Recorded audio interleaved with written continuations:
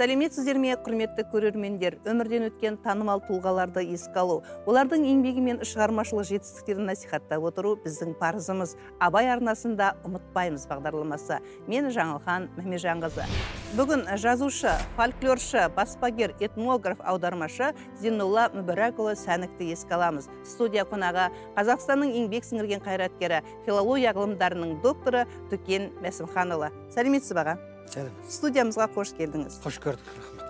Зейнолла ағамыздың есімі бізге 2000 жылдардан бері таныс, яғни өзінің тарихи отанына оралған жылдардан бері. Дегенмен де, ол кісінің еңбек жолы Қытай Халық Республикасында 1952 жылы басталған екен. Жалпы өскен ортасы, алған білімі туралы әңгімемізді бастасақ. Зейнолла Мүбәракұлы Сәнік ағамыз 1935 жылы 15 апрельде қазіргі Қытай Халық Республикасының құрамындағы Шинжаң өлкесі, тарихи Шығыс Түркістан, сол Шығыс Түркістанның Тарбағатай аймағы Шағантоғай ауданында өмірге келген. Енді өздеріңіз жақсы білесіздер, жалпы Қытайдағы қазақ, Қазақстандағы қазақ дегенде о баста бір қазақ, бір территория. Әрине. Бірақ енді өз заманында патшалы Ресей мен Қытайдың Чин патшалығы қазақ даласын жаулап, тұмсықтары түйіскен жерден қазақ даласын қызыл сызықпен қақ бөліп, қанжығаларын байлап алған. Сонымен екі жақтағы қазақтың тағдыры екі басқа өрілді де кетті. Бірақ дегенмен тарихы бір, тілі бір, діні бір, болмысы бір бүтін халық ретінде қайда болса да бәрібір сол қазақты қасиетін жоғалтқан жоқ, әрі соны жоғалтпаудың қамында тірлік кешті.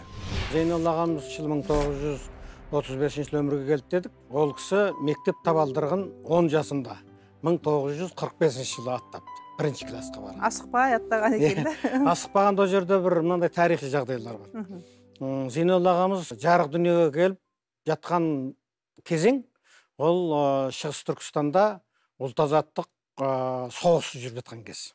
1944 жылы Шығыс Түркістан тәуелсіз республикасы құрылды, бірақ оның басына халықтың сайлауымен, қалауымен Әлихан Төре Сағуни деген өзбек азаматы президент болып сайланды. Бірақ ол Шығыс Түркістан Ислам республикасын құрамын деп жариялады. Бұл енді Ислам республикасын құру Сталинге ұнамады. Сонымен бағанағы... Осы кезде біздің Зейнолла ағамыз мектепке барды, иә? Сол енді о жерде 45 жыл баратын себебі, 44 жылы Шығыс Түркістан республикасы құрылды. Жалпы ауыл-ауылда қайтадан мектептер салына бастады. Жаңаша қазір зайырлы оқу орны болған мектептер жұмыс істей бастады. Сол кезде алдындағы жаңағы қиян-кез қантөгіс жағдайында ол кісі мектепке бара алмады. 1945 жылы себебі осында жатыр дегеніңіз, құрылғаннан кейін мектепке барды.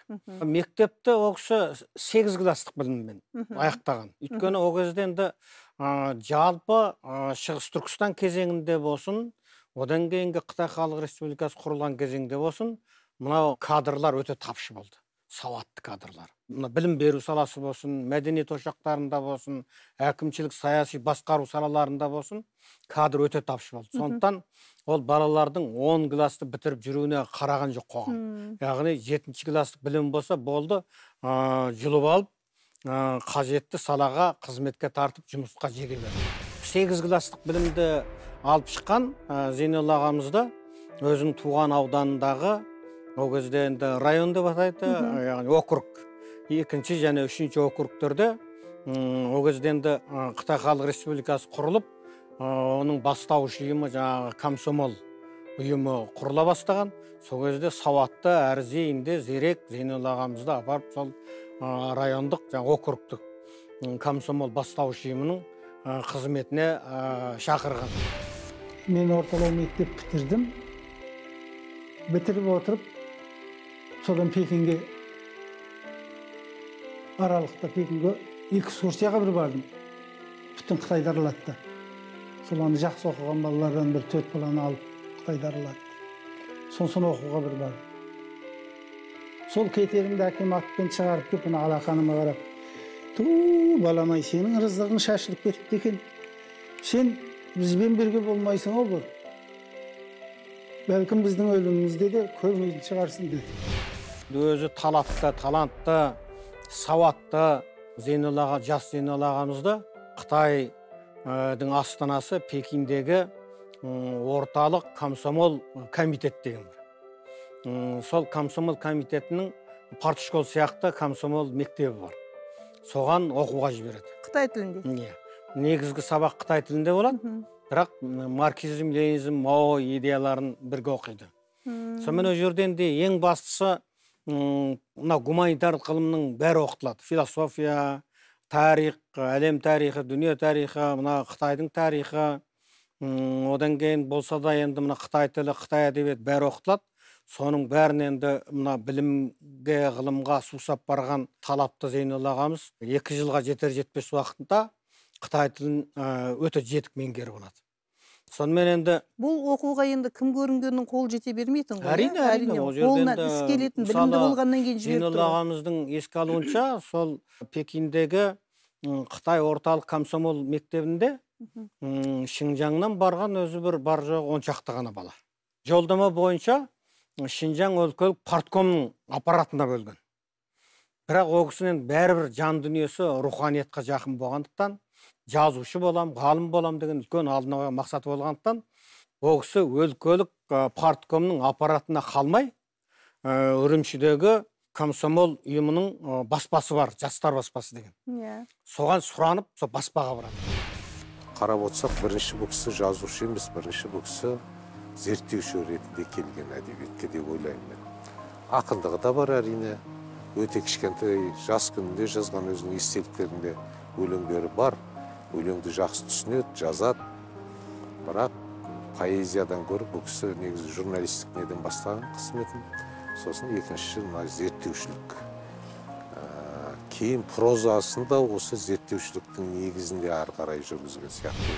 Бейжіңнен оқып бітіріп келгеннен кейінгі қызметі баспа саласында жұмыс істейді. Баспа саласына бар. Ол баспа саласында көп жылдар жұмыс істеді ол. Сол баспа жаңадан ашылып жатқан баспа. Ол енді дүркіреп жұмыс істеп тұрғанда баспа емес. Сол баспаны ашу, барлық жұмыстарын жолға қою, енді ол жаңадан ашылып жатқан дүние қайда болса да оңай емес қой енді. Қазақ тілінде шығатын кітаптардың жастар мен балаларға кітап шығаратын баспа. Сода біраз жыл жұмыс істейді. Біраз жыл болғанда кәдімгідей енді 70 жылға дейін. Баспадан шыққан, сол елдегі, сол жердегі қазақтардың руханиятына бір шөліркеп жүрген руханиятқа тамшы болатын кітаптар ол қандай кітаптар еді? Енді ол кезде мысалы Зейнолла ағамыздың көбірек ден қойғаны жастар мен балаларды рухани жақтан сусындататын, ұлттық дәстүрге және ұлттық руханиятқа қатысты нәр беретін сондай дүние. Онан кейін жалпы заманауи білімдерге қатысты, мысалы математика, физика, химия, биология, содан кейін мына әлемнің сыры дейді. Сол сияқты толып жатқан дүниелерді мысалы авторлар жазса, оларды авторлар енді қазақ тілінде ол кезде ондай әсіресе мына іргелі жаратылыс ғылымдарда кітап жазатын авторлар ол кезде жоқ деуге де болады. Оның бәрін кейбіреуін өзі аударып, кейбіреуін аудармашыларға аудартып, қысқасы мына Шинжаңда енді ол кезде бір 500 миллиондай болу керек жан саны. Сол Шинжаңдағы қазақ балаларының білімге сусап отырған ең бір қажетті кезінде Зейнолла ағамыз осы жастар мен жасөспірімдер баспасы дейді. Соны ашып, қазақ балаларын білім нәрімен сусынды. Бабаның еткен бәйтерегі балаға сая деген бір дана халқымыздың асыл сөзі бар. Сол бабалар рухын ардақ тұтсақ, баршамызға шарапаты тиеді деп еді. Қытайдағы 3 кезеңнен тұратын мәдени төңкерісті Қытай қазақтары мәдениет зор төңкеріс деп атаған екен. Оның өзі бір қиын жағдайларды көп адамдар басынан кешкен. Соның ішінде бірнеше біздің қазақ жазушылары да болды да, сондай қиын жағдайды Зейнолла ағамыз да басынан кешкен екен. Оқиға қалай болды? Қиыншылықтардан қалай шықты? Ол енді мәдени революция деген лай ресми сөз жүзінде бізде көп жағдайда 1966 жыл басталып, 1976 жыл Мао өлгенде сонымен аяқталды деп айтылады. 1966 жылы Маоның жарлығымен мәдениет зор төңкерісін бастаймыз деді. Яғни бұрынғы ескі мәдениет, ескі таным, ескі әдебиет, ескі дәстүр, ескі дүние таным, соның бәрін төң қоймай сыпырып, жаңа мәдениет орнатамыз дейді. Сонда 1970 жылы Зейнолла ағамызды баспаны жауып, ары қарай өзіне жаңағы халық жауы деген қалпақ кигізіп, айдар тағып, енді сол Үрімжіде күреске тарта бастаған. Бірақ Үрімжіде енді анау қалалы жер болғаннан кейін қанша дегенмен енді о жерде тәртіпте қатал, небір қаныпезерлер бар. Зейнолла ағаның енді басын сыйламайтын, немесе өзін білмейтін басқа ұлттың жастары бар, қоңыр бейіндер. Сонымен сол жерде тура Шәмшә Бәну апамыз жер аударылып, еңбекпен өзгертуге сұран деп, сонымен Бұратала Моңғол облысының Жың деген ауданына жер аударылып кетеді. Қанша жыл істеп келген сонда? О жерде 1978 жылға дейін жүрген, 8 жыл. Бірақ енді соның өзін, енді Зейнолла ағамыздың сұңғылалығы, тағы бір жағынан осы ғылым білімге деген өзін арнағандығының бір көрінісі. Сол 8 жыл қара жұмыспен жұмыс істеп жүріп, қарапайым шаруалармен бірге жер жыртып, егін егіп жүріп, мал баға жүріп, тұтас сол ауылдағы көнегөз қариялардан бұрынғы қазақтың қиса дастандарын, шежірелерді, Қабанбайдан бастап бері қарайғы тұтас, енді өйткені Қабанбай деп отырғаным, ол жаңағы Бұратала облысының Жың ауданы, негізінен қаракерейлер тұратын. Сол жерде бүкіл көнегөз қариялар, шежірешілерді жата жастанып, жаңағы қара жұмыстың арасында іздеп барып, соның бәрін жинай берген ғой. Сонымен енді өмірінде уақытында босқа өткізбеген адам. Соның өзін пайдаға асырған ғой. Қара жұмыспенен қажып, жұмыс істеп жүріп, соның өзін жаңағы сол ауылдағы көнегөз қариялардан шежіре, тарихи қиса дастандарды, рухы мықты болып тұр ғой аға, сонда. Сол қарап отырсаң енді басқа біреу болса жүнжіп, азып тозып жоқ кетеді ғой жаңағы қара жұмыстан. Соның өзін жаңағы жәшік қаншама қолжазба жинаған, қаншама қиса dastanдар жинаған, қазақтың жаңағы тарихи тұлғалары, Қаракерей, Қабанбай бар, Сүлеймен би бар, жаңағы осы жерде кітап болып шығып жатқан. Одан кейін Демежан бар, тағы басқа толып жатқан енді қазақтың сол өз кезіндегі тарихи тұлғаларына қатысты аңыздар, деректер жинаған. Мен де көп зерттеулер жүргіздім, еліміздің ішіндегі, сыртындағы күйшілер туралы, анау үйсін заманынан бері күйшілер туралы көп зерттеу жүргізіп барып, соның нәтижесінде осындай бір тамаша кітап жарыққа шықты. Қытай Халық Республикасының жоғары дәрежелі сыйлығына ие болған Зейнолла Сәнік, өзге елде өмір сүрсе де өз ұлтының руханиятына өмір бойы қызмет етіп өткен жазушы. Сол кезде жинаған ертегілері, қазақ халық ертегілері болып, кейін 2 том болып шықты. Сол кезде жинаған қазақ балалар ертегілері, кейін өз ақталып барып, қайтадан баспаға барды ғой. Сол кезде жаңағы қазақ балалар ертегілері деген 2 том шығарды. Қазақ тілінде? Қазақ тілінде. Аға, сонда ол еңбекпен түзету лагерінен келгеннен кейін өзінің жұмысын ары қарай жалғастыруға мүмкіндік берілді. Одан кейін оның еңбегін бағалады ма?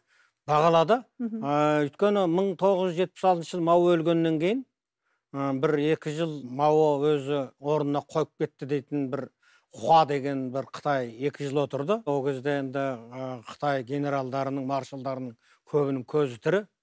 Ауылда жаңа қара жұмыспен Зейнолла ағамыз сияқты механизатор болып жұмыс істеп, сол жақта ауылда қара жұмыспен, еңбекпен өзгертуде жүрген Дэн Сяопинді шақырып алады, маршалдар. Сен өзің кеп, мына мемлекетке ие болмасаң, мынау ары қарай тағы құртатын болды дегендей.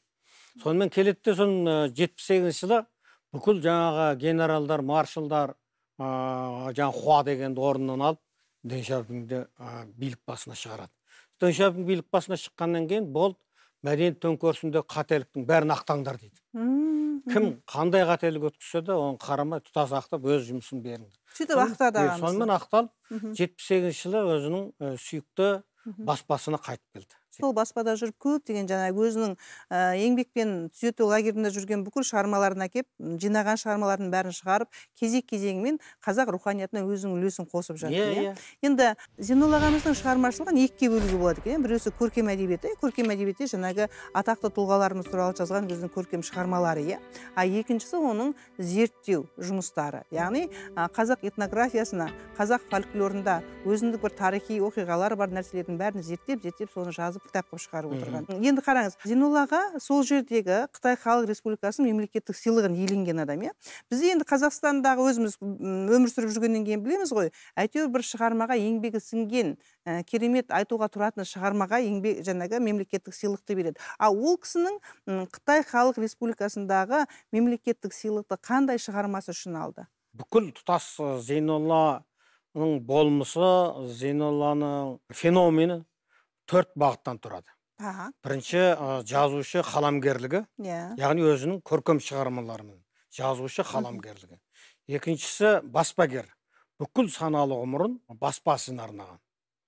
Егер мен қазір ойлап отырсам, сол заманда осы Зейноллаға сияқты сондай ұлттың ертеңіне, болашағына, руханиятына жанашыр тұлғалар болмағанда, Қытайда қазір 2 миллион қазақ баяғыда өзінің тамырынан, діңінен айырылып қалған болар еді деп ойлаймын. Сондықтан бұл баспа саласындағы еңбек ұшан теңіз. Үшінші бағыты аудармаш. Қытай тілінен көптеген Қытай ақын жазушыларының, Қытай балалар жазушыларының, Қытай тарихшыларының қазаққа керек ау деген дүниенің бәрін Зейнолла ағамыз кезінде сол жақта жүргенде қазақша сөйлетті. Енді мына жаққа келгенде 20 томдағы шығып жатыр, бірақ ол жерге аудармалары көбісі енбеген. Өйткені енді сол заманда өзінің қызметін, міндетін атқарды деп ойлаған болу керек. Бұл үшінші бағыты. Төртінші бағыты бұл кісі айтулы, әлемге әйгілі деуге де болады. Этнограф, фольклорист ғалым. Ол жай ғана мына детальдарымен отырып жұмыс істеген ғалым емес, өз жинаған. Жаңа айттым, жер аударылып жүргеннің өзінде, еңбекпен түзету лагерінде жүргеннің өзінде бақылау астында. Соның өзінде түн жамылып, анда бір шешен кісі бар екен, мұнда шежіресі кісі бар екен, соның бәрін іздеп барып, сол дүниенің бәрін жинаған. Тарихи шығарма жазуда мен басқалардың шиырына түстім жоқ. Өйткені тарих деген үлкен тана. Соны ер адам бұрынғыдан қазірге дейінгі дүниені адам санап төгетуге болмайды. Әр тарихтың өзіндік жүрісі бар, өзіндік ерекшелігі бар, өзіндік дәмі, өзіндік қызығы бар. Этнограф, фольклорист ғалым дегенде, ол жай ғана детальды алып, архивке барып отырып, мына жерде мынандай дүние бар екен, олай емес. Кім өзі жинаған жанашырлықпен. Соның бәрін өзі баспадан шығарған, одан кейін барып, онымен жұмыс істеп, зерттеумен айналысқан. Яғни, қазіргі біздің руханиятымызға үлкен олжа болып қосылған, қызы Жанат Зейнолла екеуі бірге шығарған қазақ этнографиясы деген өте біздің ұлт руханиятына қосылған үлкен олжа деп есептеймін. Бұл Қытайда жарық көрді? Қытайда жарық көрді. Қазақстанда жарық көрді? Бұл жақта енді ол кісі өзі оны шығаруға үлгермей кетті. Бірақ осы соңғы жылдарда шыққан 20 томдың ішінде бар. Тағы бір бағытымыз Зейнолла Сәніктің әдеби мұрасын ғылыми айналымға енгізу. Осы бағытта үлкен ауқымды жұмыстар жүргізіліп жатыр.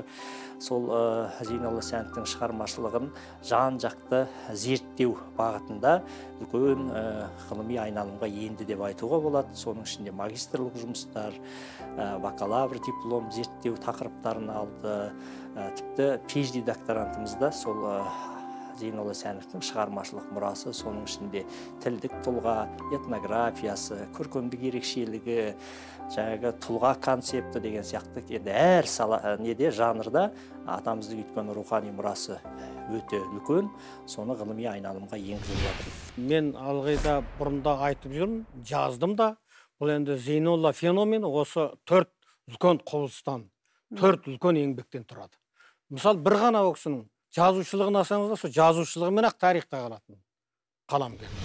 Зейнолла Сәнік деген кісі бұл меніңше о баста жаңағы ауыз әдебиетін жинаған Қытайда көне сөздерді, аңыздар, тағы басқаларды жинап, өзінше енді топтап, жүйелеп жүрген. Мұның да кезінде Қытайда әлгі не деген білесіз, мәдени революция кезінде бұл кісіге жала болып дейіп, талай басына таяқ болып тиген жоққа шығара алмаймыз. Және ол дүниелердің көбісін тағы да бұл кісі сақтап қалған, жазған, кейінде шықты. Мемлекеттік сыйлық сонда қай осы 4 бағыт үшін алып отыр ма? Қытайда сыйлық беру мынандай. Белгілі бір шығармаға бізде жүлде жариялайды. Оған қатысып алуға болады. Одан жүлде. Ал енді Қытайда белгілі бір тұлғаға мемлекеттік марапат беруде тұтас солсын шығармашылық еңбегін тұтас қарастырады. Соның бәрі яғни жаңағы 4 бағытта қамтылады. Соның бәрі қамтылады. 90-шы жылдардың ішінде Қабанбай Батырдың 300 жылдығын өткізу туралы үлкен мемлекеттік деңгейде бағдарлама болған және соны өткізбекші болған. Сол кезде біз енді Қабанбай Батыр туралы жырларды жинаған кезде нақты Қабанбай Батыр туралы ештеңе таба алмады біздің қауымда. Фольклористер, басқалар. Мысалы, әртүрлі жырлар бар, кейбір бірақ үзік-үзік, толық ештеңе жоқ. Сонда осыны толтырған Зейнолла Сәнік болған.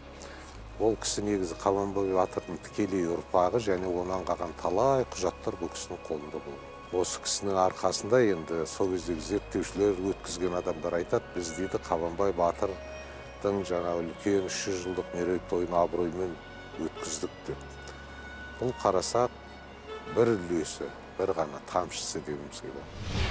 Шығыс Түркістандағы ағартушы ақын Ақыт Үлімжіұлын танытуға, соның еңбектерін насихаттауға да үлкен еңбек сіңірген екен. Кейбір ғалымдар айтады, егер шынымен де ол кісі туралы Зейнолла ағамыз жазбаса, сол күйінше оның не жазғандарын білмей кетуі де мүмкін еді дейді. Ол кісі енді баспада отырғаннан кейін, баспада да құр кабинетте отырып алып, алдына келген қолжазбаны қарап ақтарып отырған жоқ ол кісі.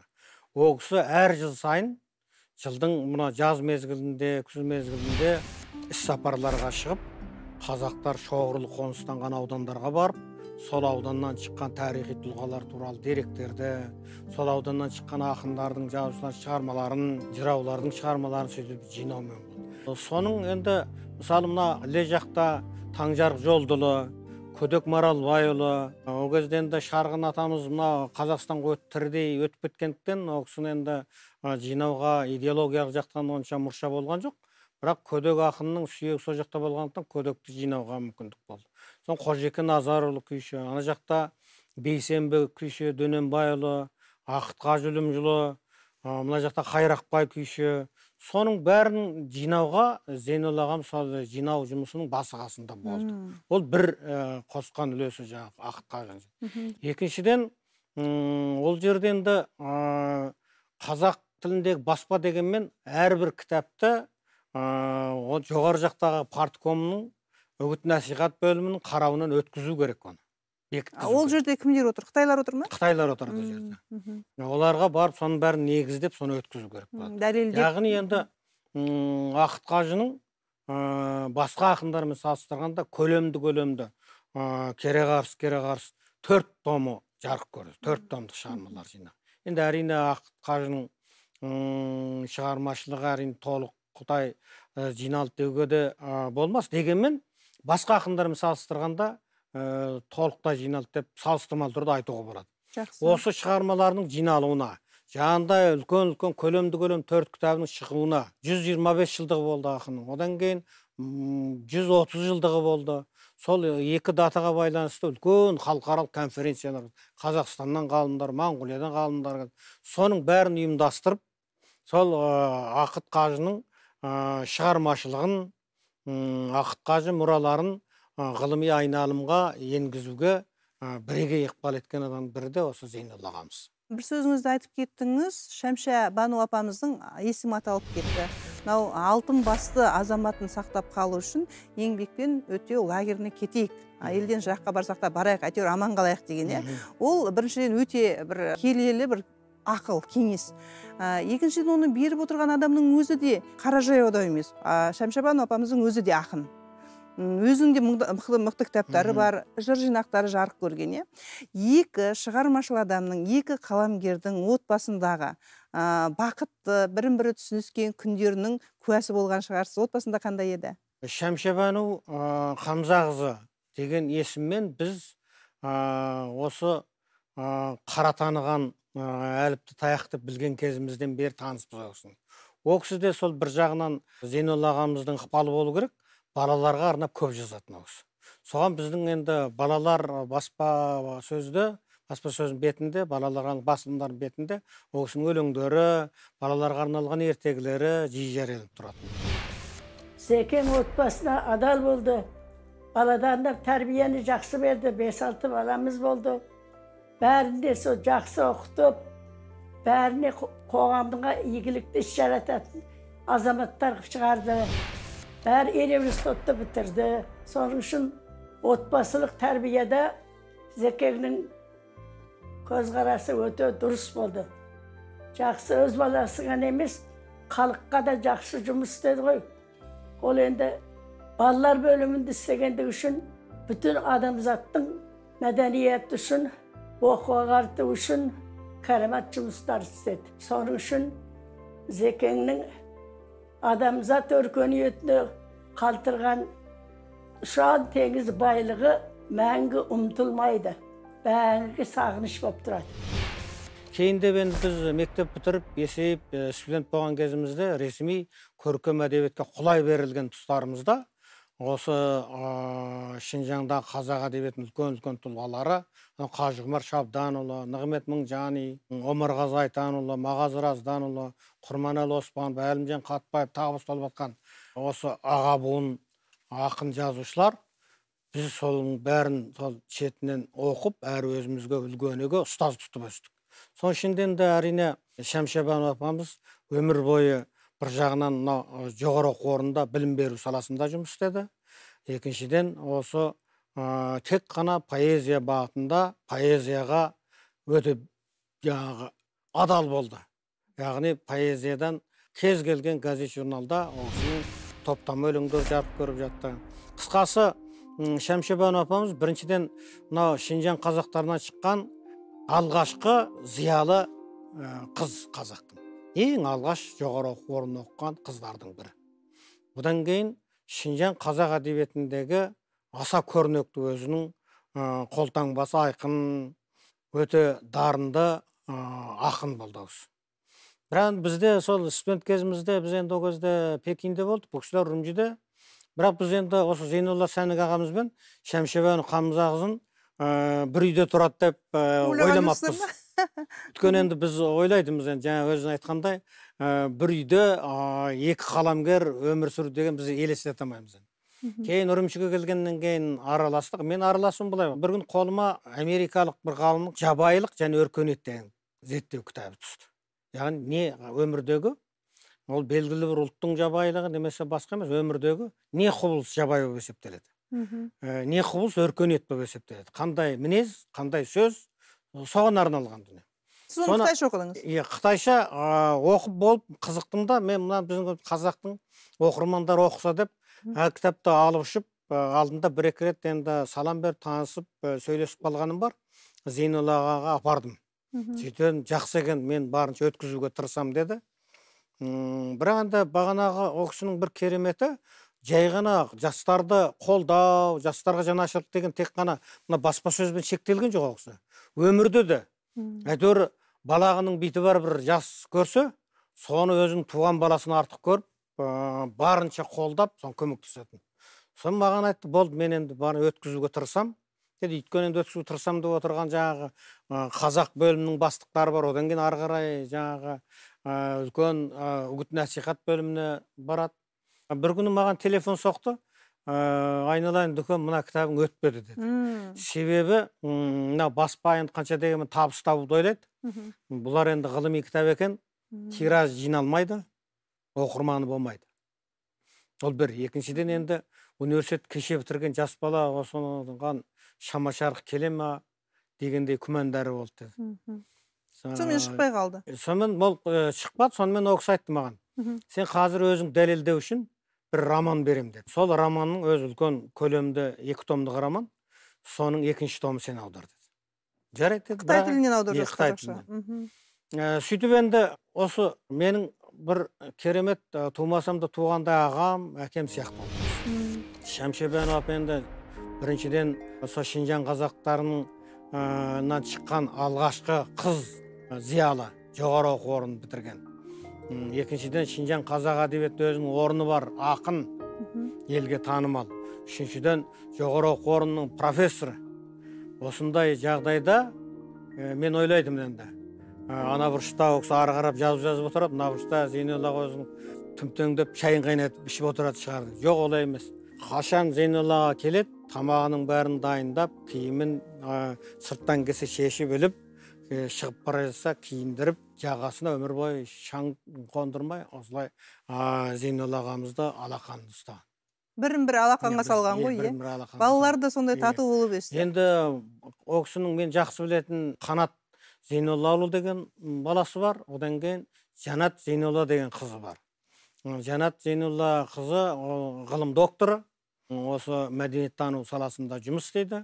Ал енді Қанатта негізі көркем аударма бойынша мамандық бітірген, филолог ода. Бірақ енді мына заманның талабына сай Қазақстан мен Қытай ортасында кәсіпкер салада өте жемісті жұмыс істеп жатыр. Қазір сол Зейнолла Сәнік ағамыздың атындағы қоғамдық қор бар, мәдениет қоры, соның президенті, әрі құрылтайшысы сол бағытта жұмыс істеп жатыр. Жазушы, этнограф, баспагер Зейнолла Сәнік атындағы мәдениет қоры 2018 жылдың ақпанынан бері жұмыс істеп келе жатыр. Сол қор құрылған күннен бастап ұлт руханиятына, әдебиет мен мәдениетімізге жан-жақты демеушілік жасап, қолдау көрсетіп келе жатыр. Соның ішінде мынау қазақ баспасөзіне жазылу, мынау жыр, ғибрат термелерін насихаттау, тіпті Орал өңіріне дейін барып, сол бір ұлттық өнерімізді ұлықтау мақсатында ел ішіндегі таланттарды таныту үшін жыр термелердің жаңағы фестивалін өткізіп келдік. Одан бөлек мына атамыздың ата қонысы, қазіргі Абай облысы Үржар ауданы Жарбұлақ елді мекенінде 2 рет республикалық ақындар айтысын жасадық. Тіпті сол Алакөлдің басында, ондағы мақсат біріншіден атамұра өнерімізді насихаттау, екінші сол қасиетті Алакөлге мынау туризмді дамыту бағытында қолдау көрсеткіміз келді. Екеуі де өте жоғары деңгейде өтті. Зейнолла ағамыздың тағы бір керемет романы ол Баспай туралы. Кейбір жерлерде Башпай деп айтып жүр. Бұл Қытайдағы қазақ. Мынау екінші дүниежүзілік соғыста 500 атты ер тұрманымен Совет одағына көмекке жіберген дейді. Сол негізгі романның желісі тарихи оқиғаға құралған ғой, е? Енді Башпай сол өткен ғасырдың алдыңғы жартысында жалпы Шығыс Түркістанда аңыз болған бай қазақ. Азан шақырып қойған аты Баспай. Бірақ ана Шәушекте татарлар көп тұрған. Оның үстіне оқсенді жаңағы Жібек жолының бойынан ары өтетін, бері өтетін жаңағы ұйғыры бар, өзбегі бар, тағы басқа да саудагерлермен жұмыс істейтін болғаннан кейін олар енді жаңағыдай с әрпін шыға өзгертіп берді. Жұмсартыңқырап айтады, е? Негізінен енді Қытайда халық арасында Башпай деген атпен белгілі.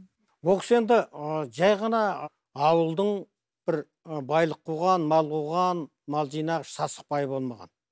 Өте сауатты, ақылды, зейінді кісі болған. Яғни Баспайдың өмірі, оның еңбегі, оның істеген халыққа, атқарған халыққа істеген жақсылығының бәрі сол романда жазылған, е? Бәрі жазылған. Ол жерден де, мысалы біздің бала күнімізде сол құлағымызға жеткен дүниелер, кейін мына Зейнолла ағаның Баспай романында соның бәрі шын мәніндегі өмірдегі детальдарменен, деректерменен байланыстырып, көркем шындықты өте бір сәтті алып шыққан. Баспай романы қарасақ тарихи негізі бар, білет, көрген ол кісіні, қалай жақсылығын, басқасын. Сондықтан Баспай романы жазылды. Жақыны туысы ғой. Екінші Сергелдең романы. Бұл да мысалы өздерінің ата-бабаларының бастарынан өткен оқиғалардың негізінде жазылып шыққан. Және бұларды біз енді көркемдігі, сюжеттік желісі, композиция құрылымы деп айтамыз ғой, бірақ негізі бұлай қарасақ бұлардың екеуінде мысалы біз тарихи роман деп айтымыз ғой. Сосын көркемдігіне де қарап отырсақ, бұл кісінің әлгі журналистік стилі байқалып отырады. Көркем шығарманың ішінде публицистикалық сарын көбірек байқалатын сияқты. Баяндау, нақтылау, көп нәрсеге өйткені о баста соған үйренген ғой ол кісі. Еліміз тәуелсіздік алғаннан кейін Екі елдің жаңағы шекарасы ашылып, көп адамдар бері қарай келе бастады, мүмкіндігінше анау ата қонысына келіп, ақтарылып жатты. А сол кездері Зейнолла ағамыз келмеді. Ол 2000 жылы ғана келді. Неге, себебі бар ма? Келгеннен кейін кім қарсы алды? Өзінің әдеби ортасын тапты ма? Кімдермен араласты? 2000 жылы енді кешігіп келуіндегі себеп, мен өзімен бір кезігіп сөйлескенде о жақтан әлде кітаптарды шығаратын мүмкіндіктер бар. Одан кейін тағы да біраз жинайтын деректер бар. Қытай архивтерінен, ел ішінен жинайтын деректер бар. Соның бәрін біразын... Сонда да ол кісі өзінің жайын емес, елдің жайын күйттеді. Соның жағдайын жасайын. Шынымен де ол кісі Қытай архивтеріне кіріп, қазақ хандығы кезіндегі Абылайдың жазған хаттары бар. Тағы басқа толып атқан мына Чин патшалығы дейді. Чин патшалығының архивтеріне кіріп, қазақ хандығына қатысты көптеген материалдар жинау. Мысалы, Қабанбайдың өзін енді Абылай хан сол заманда Қытайға жаңағы неге жіберген қой енді, сөйлесуге ел шығып жіберген. Сол деректердің бәрі сол Қытай архивтерінен алды. Одан кейін ол кісі Қытай архивтерінен арғы көне Қытай архивтеріне кіріп, Қытайланып кеткен түркі қаламгерлерінің 100 шақты қаламгер тауып шықты. Бұның бәрі енді егер біз ұқсап салып ұрып 90-жылдарды келіп алса, оған қалай кім бар, кім алып шығады оны бар. Эмоцияға салынбай, соны күткендеңізше соңына. Тәуелсіздікті қадірлей білу. Бұның қадірін бұл жердегі адамдардан гөрі шетте жүрген адам жақсы біледі. Шетте көргілікті көріп жүргендер, осындай күнге жете алмай жүргендер, мына тәуелсіздікті қадірін біледі. Соның үшін тәуелсіздікті қадірін білейді. Бірақ енді ол келгеннен кейін өзінің әдеби ортасын таба алды ма осы жерден? Тапты. Кімдермен араласты? Біз енді мысалы Жазушылар одағының төрағасы Нұрлан ағамызбенен жақын қарым-қатынаста болды. Одан кейін фольклорист ғалым академик Сейіт Қасқабасовпен жақын қарым-қатынаста болды. Зейнолла Қабдол ағамызбен, Тұрсынбек Кәкішевпен, тағы кімдер бар. Қысқасы енді осы қазақ руханиятының сорпа бетіне шығар кісілерін көбімен тығыз қарым-қатынаста. Ол кісі ең алдыменен шығармасын жазады. Жазып болғаннан кейін маған оқытады. Мен өзім тиісті жерін оқып, өз тиісті пікірімді берсем, соған лайықты түзетеді. Мәселен, Башбай романында кем-кетікке, жомарттықтың, кем-кетіктің нерін символын жасап, Башбай образын жасады. Артық кетіп бара жатқан жерін айтсаң, әрқандай несін өзі кешірімділікпен қарайды. Ал енді Қабанбай романында да сондай. Жаугершілікке қарсы заманда елін құтқарған, жерін құтқарған кәрамат образдарды сомдады. Мейлі Башбай романы болсын, Сергелдің романы болсын, Қан Батыр Қабанбай болсын, осының ішіндегі сомданған образдардың бәрі де халықтың мәдениеті үшін, оқу ағарту үшін айтылған кәрамат жақсынер. Соның үшін Ұшан теңіз еңбегі Зекеңнің мәңгі сағынышқа толы, ұмытылмайтын еңбек деп танимын. Зейнолла ағаның қандай еңбектері бар екен, қандай бағыттарда жұмыс істеді, халыққа не істеді, отбасында қандай болды, қандай әке болды, қандай қайраткер болды, бірталай бізге маңызды ақпараттар бердіңіз, бөлістіңіз, көптен көп рахмет айтамыз. Енді адам ретінде, кісі ретінде, аға ретінде өзіңізге не түйдіңіз, не үйрендіңіз? Ең бірінші мен үйренген қасиетім, бір белгілі бір шығарманы бәлен кезде жазам, немесе бәлен материал бәлен кезде жинайым деп соған бір қолайлы уақыт күтіп жатпай, бүгін ойлаған нәрсені бүгін тындыру. Ол бір. Екінші бірі еңбекқорлығы. Ол кісі маған айтады, дүкен сен жассың ғой деді. Мен ол кезден 30-ның о жағынан бізге алдымызда өмір ұшы-қиыры жоқ, бітіп бермейтін, өмір бітпейтін бір сондай бір кеңістік сияқты болып көрінетін. Содан маған айтады, өмір деген қамшының сабындай ғана. Мен қазір 30-ға келдім. Енді ары қарай нақты отырып жұмыс істейтін 30 әрі кетсе 40 жыл бар. Сондықтан осы 30-40 жыл былай қарасаң өтпейтін сияқты болып көрінеді. ол 3-4 күнде ғана әсермен өте шығады. Сондықтан уақытты қадірлеп жұмыс істеу керек. Әлі уақыт бар, ертең жазам, бүрсі күні бүйтем деген қою керек. Ол бір маған айтқан. Екіншіден, ол кісі мына қазақтың тойы мен қонағы көп қалыппыз деді. Болсын, Құдайға шүкір енді, тойды да, қонақты да, мына өмірдің қадірін білген, сыйластықты қадірлейтін халықтың ғана қолынан келеді. Бірақ сен бірдеңе тындырып кетем десең, қазақтың тойын, қазақтың қонағын егер қалмай барам десең, өмірің сонымен өтіп кетеді дейді. Оны азайту керек. Осындай маған ағалық ақылдары бар. Азайттыңыз ба? Барынша азайттым. Бірақ енді мүлде араласпай кету тағы да болмайды. Жақсы аға, керемет екен. Рахмет аға әңгімеңізге. Құрметті көрермендер, бүгінгі бағдарламада жазушы, фольклоршы, баспагер, этнограф, аудармашы Зейнолла Мүбәрәкұлы Сәнікті еске алдық. Студияда қонақта болған Қазақстанның еңбек сіңірген қайраткері, филология ғылымдарының докторы Дөкен Мәсімханұлы. Саналы ғұмырын талмай ізденіске, шығармашылық тұрғыдан кемелденуге, елге қажетті тарихи этнографиялық мұрағаттарды жинауға арнаған жазушы Зейнолла Сәнікті біз ешқашан ұмытпаймыз. Аман, есен болыңыздар.